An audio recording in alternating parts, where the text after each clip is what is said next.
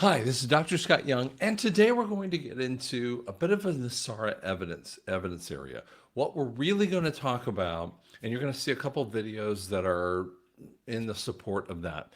But really, the question that keeps coming up with people, and I understand it. I mean, sometimes I skip over that answer for people because I'm already past that issue, and I realized I needed to slow down, back up, and answer this question. How do we pay for everything? I get this quite a bit of the time. How do you pay for the NESARA stuff? How do you pay for the debt forgiveness issues? How do you pay for the rebuilding of the systems? I mean, how do you fund in the coffers of, for instance, Social Security? How do you fund in the money to be able to do humanitarian projects that actually Trump is talking about, building new cities and a lot of that little stuff? And people are kind of going, that's the part I don't really believe about NESARA. And I understand. So I'm going to back up. Now, forgive me, this guy's going to talk. I'm going to show you a video. He cusses a lot, and just ignore it. Listen to the details of this so that you have a clue of what he's saying here with that too. And I'll pause a few times during it, and then show you another interesting video that's kind of gives you some background as well with that too. $200 trillion of derivative exposure in the markets right now, and $121 trillion of that is in swaps. So again, what he's talking about, this is a guy I've seen a few times on TikTok. And so what he's talking about are credit swaps and shorts. Now, these are things that companies will get into. They will they'll go off and they're trying to, instead of normally like you and I would just invest in the market, right? I mean, we would invest in a company. Now, obviously, a lot of you have, if you're in this, but normally people would invest in a block of companies or or a company. For instance, my dad used to have do this a lot. I've seen quite a few people. They'll have all their investments. My dad would actually apportion out just a piece a piece of money, maybe 10% of his money, and he would just invest in companies that he liked. So he wasn't really overdoing it, but he wanted to invest in that particular area. Cool. Okay. But what these large companies do is they go off and they invest in whether a stock goes up or a company goes up or a company goes down. And reality is they put a ton of money. I mean, you're going to see some of these things are $500 million, $1 billion per investment. I mean, that is a tremendous amount of money. That's why when you hear about people, they call them, the Bill Gates and the Soros and stuff like that, you think that they're billionaires. I'd say some of these guys are far beyond that conversation of billionaires, probably more like into the trillionaire status. That's why we really are not hearing the amount of money that these idiots have. But what's happened ever since 2020? And I was talking to a friend of mine about that just last night, and I'm going to have him on. He's a mortgage guy that'll give you some really cool information. He's a fully awakened guy. You'll love him with that. So what they're talking about is $200 trillion that are sitting on the balance sheets of many of these companies. And it's coming to roost. It started to come to roost in 2022, and it's worse in 23, and it's even so much worse in 24. You have to get rid of them. It is a massive loss, but if you get rid of them, you'll sink the company. But at some point or another, it's so toxic to the debt, it either has to go up the food chain all the way to the Federal Reserve, which is the lender of last resort, or someone else needs to buy them. But the answer is no one wants to buy something that you have massive losses with that too. Okay, so let's go back into it, let you hear a little bit more.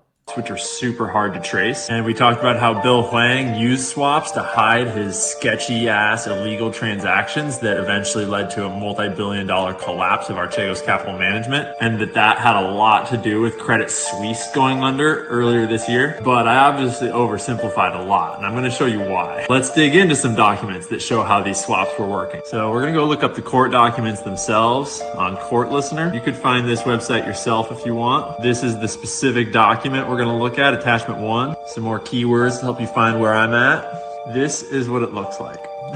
This is the documentation that the court saw about Bill Hwang's short swaps. Literally just an Excel spreadsheet. You'll notice that the swap counterparties are anonymous on this document.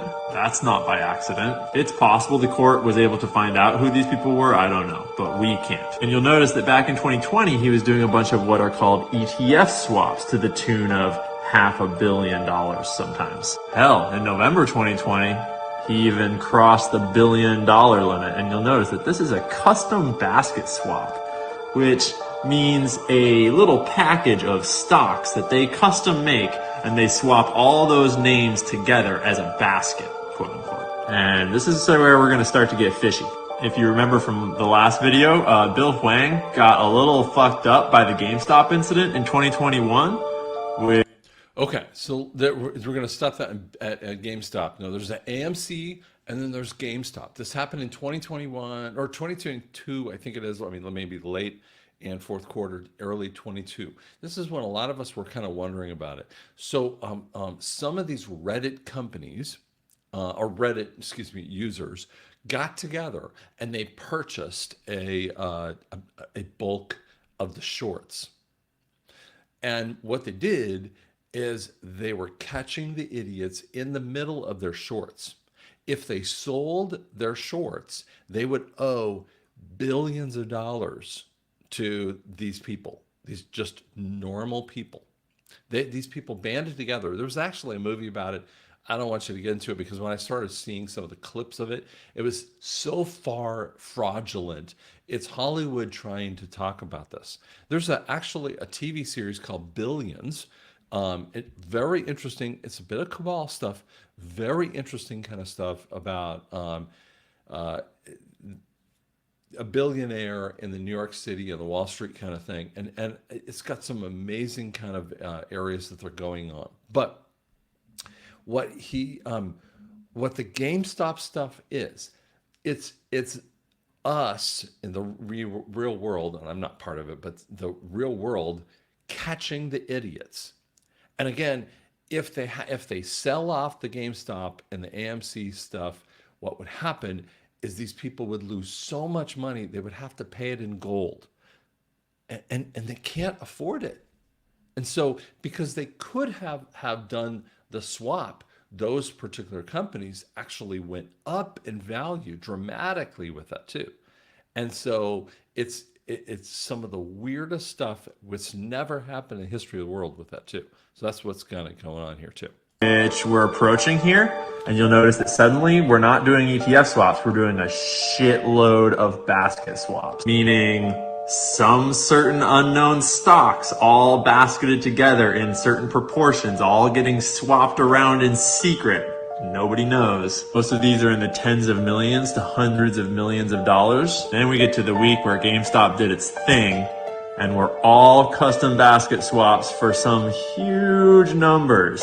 $500 million right there, almost $500 million right there and there. And this shit is super opaque, but you can kind of track things by looking at swap counterparties and baskets and kind of correlating. So you can see how I've color coded where the same swap counterparty 1, basket 1 gets traded up here on February 10th.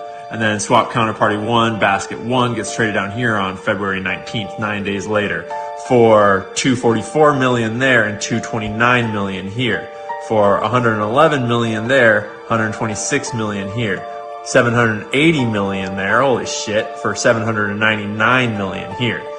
Notice these are all short positions, all minus. Not sure if he had any positive positions or if he was only shorting through these swaps. I don't know, but he fucked up.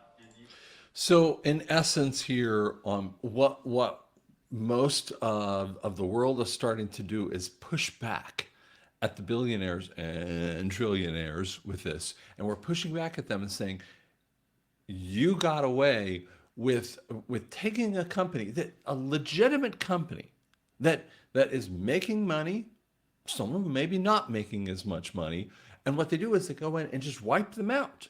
And this is so common, that we don't really see it, because then we hear about it in the back end in some financial issue, and then everyone loses their job and we don't understand what happened.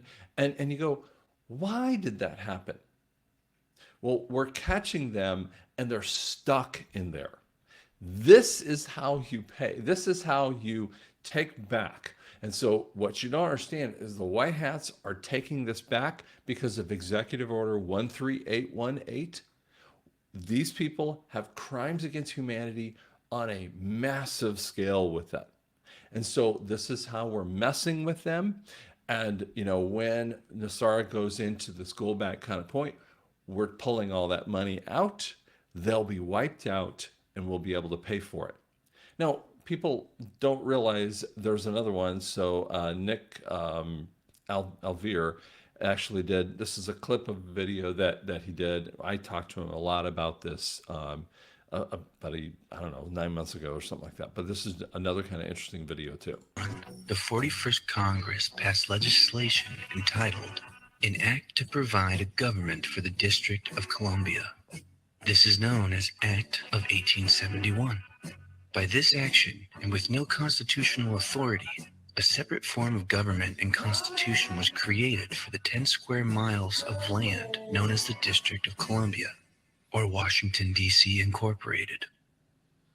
The original U.S. Constitution was entitled The Constitution for the United States of America. The Act of 1871 changed that title to read The Constitution of the United States of America. By changing the title and the capitalization of the Constitution, the people were removed from this new Constitution.